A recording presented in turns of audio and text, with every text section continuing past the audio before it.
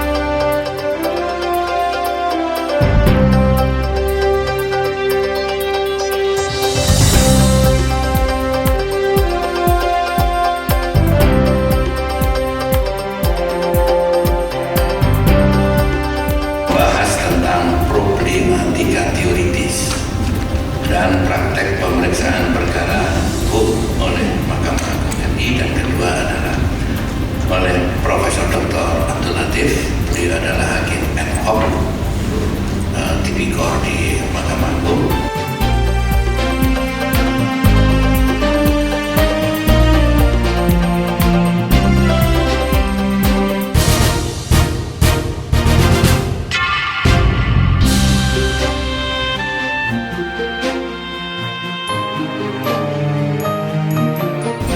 Saya ingin garis bawahi kebijakan. Kalau orientasi penelitian ini kebijakan terkait dengan, kita kaitkan dengan wewenang Mahkamah Agung, ya, tentu kita harus lihat bahwa Mahkamah Agung yang memang mempunyai wewenang untuk membentuk peraturan Mahkamah Agung.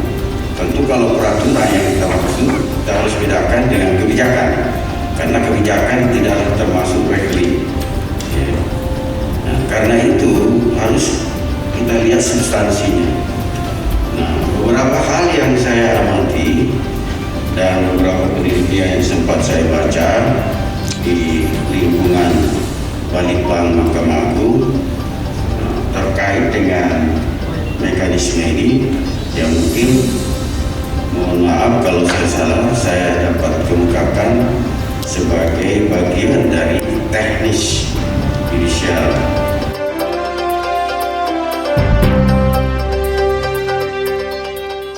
Nah, di negara hukum sejahtera modern ini, campur tangan pemerintah sangat luas dan dalam segi sosial, ekonomi, politik, masyarakat. Dari dalam negara hukum itu ada namanya asas legalitas. Bahwa setiap apapun yang akan dilakukan harus ada hukumnya lebih dahulu. Nah, seperti diketahui bahwa negara kita ini kan awal merdekanya itu cuma 12 departemennya yang sekarang berubah jadi kementerian. Tetapi sekarang ini sudah 34 yang ditambah dengan sebagai kementeriannya itu sekitar 26 yang berubah banyak departemen. Nah, ini memperlihatkan bahwa campur tangan pengawasan ini sangat luas, sehingga terjadilah banjir peraturan ini. Sedikit ada aturan lagi. Sayangnya tidak selalu baik dan benar. Kadang-kadang ada pertentangan satu sama lain. Nah, disinilah sebenarnya pentingnya diskusi kita hari ini.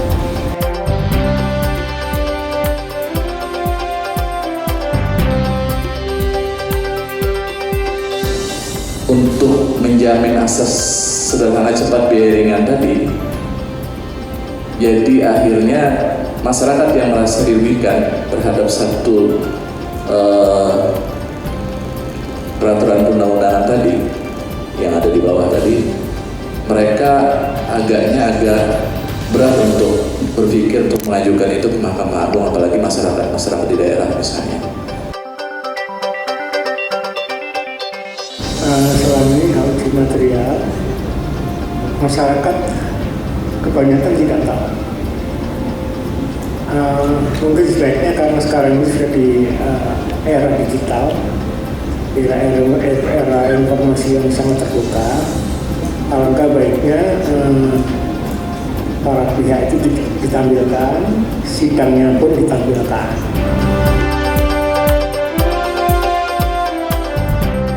Saya kira terima kasih banyak. Ya, saya selaku narasumber dalam forum diskusi grup ini saya memberikan apresiasi itu sangat tinggi.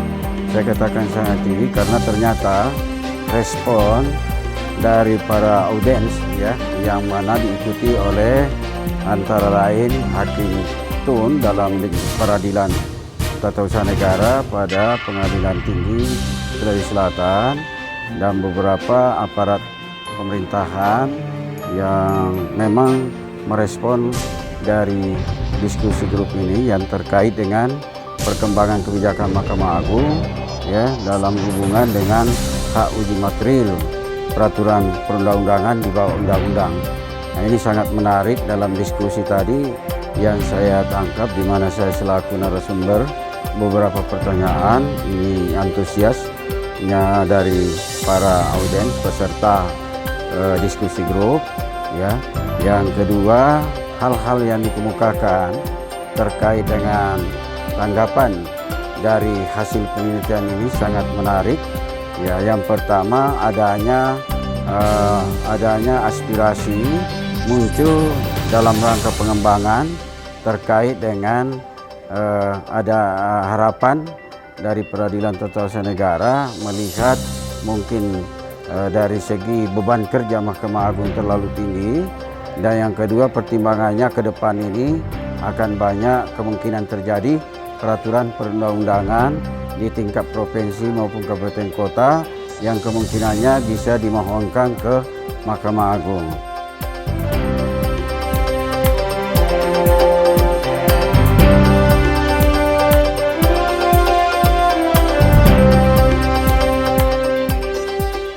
Kalau di American model, kewenangan judicial review itu terbiasa didesentralisasikan, tidak hanya menjadi monopoli dari Supreme Court, tapi federal state atau negara bagian punya pengadilan masing-masing yang bisa aja melakukan terminasi terhadap hukum atau peraturan perundang-undangan kalau memang terjadi kasus di negara itu bahwa hukum yang diterapkan oleh pemerintah setempat itu melanggar HAM.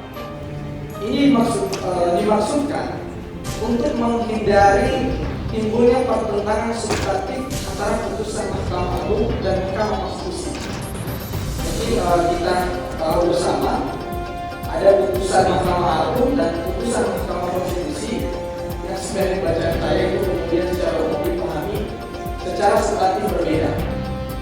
Kebetulan kalau kita berbicara tentang hak uji material yang diatur dalam Undang-Undang Nomor 3 tadi yang saya bilang tentang perubahan atas undang Mahkamah Agung, ya, diturunkan, di downgrade-nya ke dalam bentuk peraturan Mahkamah Agung Nomor 1 tahun 2011.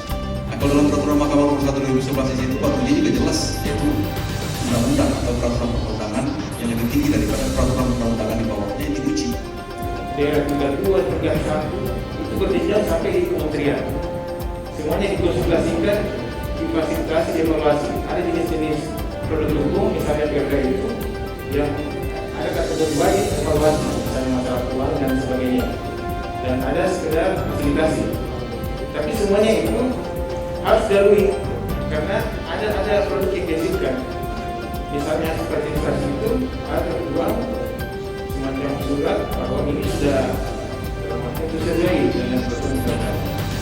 Saya ingin sampaikan bahwa penelitian ini adalah prioritas nasional Jadi Muslisme Mahkamah Agung ini diberikan amanah oleh Bappenas sebelum tahun anggaran berjalan. Kami sudah diberikan proyek penelitian ini untuk segera dibuat naskah akademik supaya ada perbaikan terhadap acara terutama Perda 1/2011 terkait dengan makanya diteliti barang beberapa wilayah mengkaji secara akademis, juga naskah akademis kan, terkumpullah antara akademis dan praktis, maka muncullah sebuah rancangan yang ideal untuk disampaikan dan memberikan perubahan terhadap acara itu.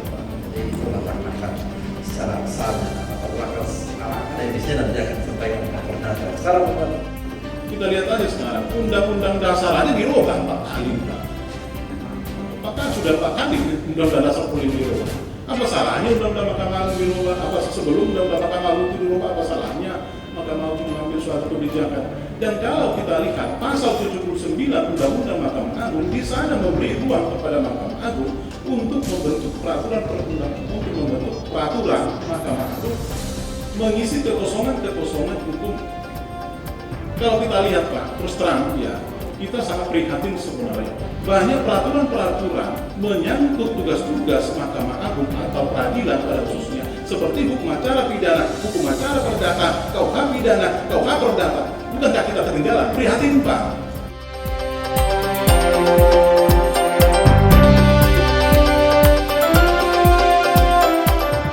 Seminar yang digelar hari ini oleh Mahkamah Agung dalam bentuk fokus grup diskusi tentang mekanisme hak uji materi Mahkamah Agung.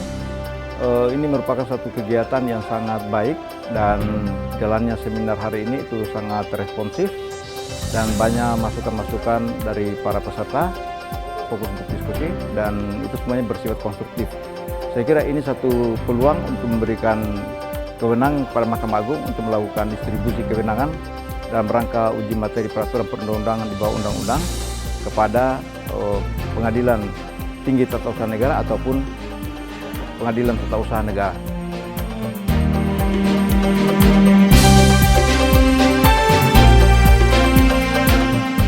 Ya, kegiatan FGD yang baru saja kita selesaikan hari ini merupakan satu kegiatan yang sangat luar biasa karena banyak hal-hal dan informasi yang sangat bermanfaat untuk kepentingan bagaimana berbicara tentang hak uji material ke depan, konsep hukum yang ideal seperti apa, dan bagaimana nantinya diaplikasikan dalam praktek peradilan nantinya.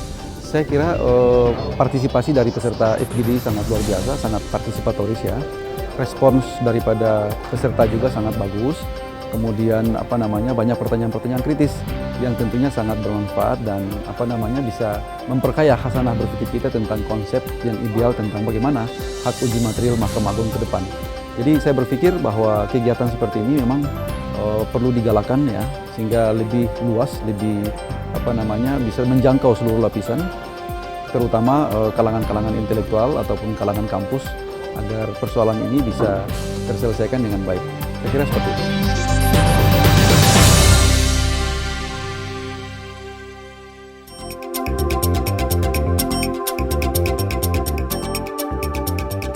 Saya mengapresiasi kegiatan ini luar biasa, menghadirkan narasumber yang sangat capable di bidangnya masing-masing. Kebetulan mereka juga adalah sebagian dosen saya, sehingga saya tahu persis bagaimana mereka punya kualitas.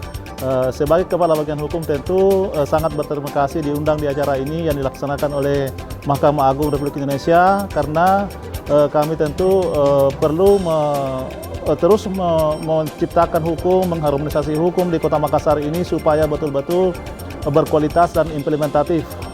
Saya Muhammad Perirawan, Hakim Pengadilan Tata Usaha Negara Makassar. Hari ini saya mengikuti kegiatan FGD yang diselenggarakan oleh Pusdit Bank Hukum dan Peradilan yang mengangkat tema pengembangan kebijakan Mahkamah Agung terkait mekanisme pemeriksaan hak uji material. Banyak hal-hal yang mungkin dapat kami gali hari ini berkenaan dengan diskusi, karena narasumber yang dihadirkan oleh panitia FGD juga adalah narasumber yang berkualitas dan banyak hal-hal atau materi-materi baru yang mungkin kita bisa gali di situ.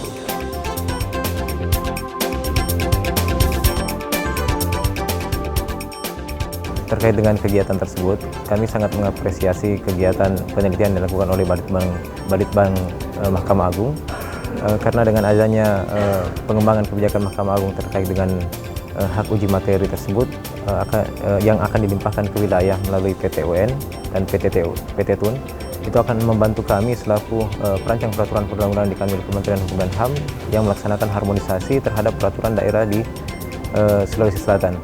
Untuk itu kami berharap dalam penelitian tersebut tidak hanya dilakukan penelitian terkait dengan hak uji materi, namun juga terkait dengan hak uji formil terhadap peraturan perundang-undangan.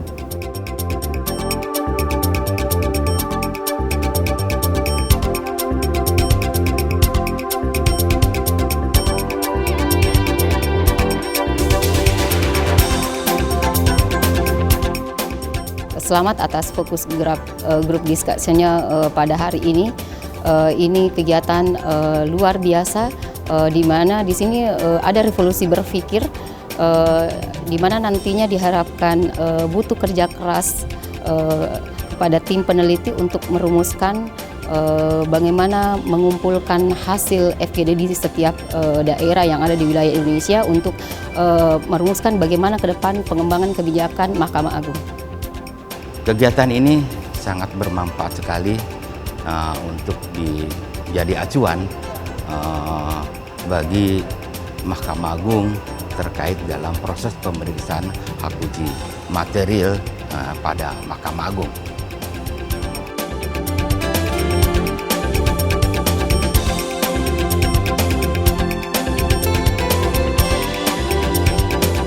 Acara kita baru saja berlalu, yang telah kita tutup tepat tadi pada pukul 16 lewat, di mana FGD yang berlangsung mulai pada pagi hari tadi sampai sore ini telah berjalan lancar, dan para narasumber telah memberikan materinya secara gamblang dan sangat-sangat bermakna sekali untuk kepentingan penelitian yang dilakukan oleh tim peneliti, di mana para narasumber ya selaku guru-guru besar dari universitas negeri maupun universitas swasta di Makassar ini. Beliau-beliau telah memaparkan makalahnya ya terkait dengan topik yang kita ajukan dengan begitu bagus ya, dan sangat banyak masukan-masukan yang sangat berarti kepada para tim peneliti yang nantinya itu akan kita diskusikan ulang sebagai masukan dalam menyusun laporan penelitian kelak. Jadi untuk itu saya kira acara ini sangat berjalan lancar ya, dan tidak ada kendala, dan para peserta sangat antusias untuk memberikan tanggapan dalam diskusi tersebut. Demikian juga para narasumber memberikan teori-teori hukum yang sangat dalam sehingga nanti menjadi dasar bagi kita untuk menggali ya alasan-alasan normatif, alasan-alasan yuridis dan alasan-alasan sosiologis dalam penyusunan penelitian tersebut. Saya kira itu yang bisa saya sampaikan. Terima kasih kepada seluruh para narasumber dan kepada seluruh para peserta di wilayah Makassar ini. Demikian juga kepada seluruh tim peneliti dari Mahkamah Agung Republik Indonesia.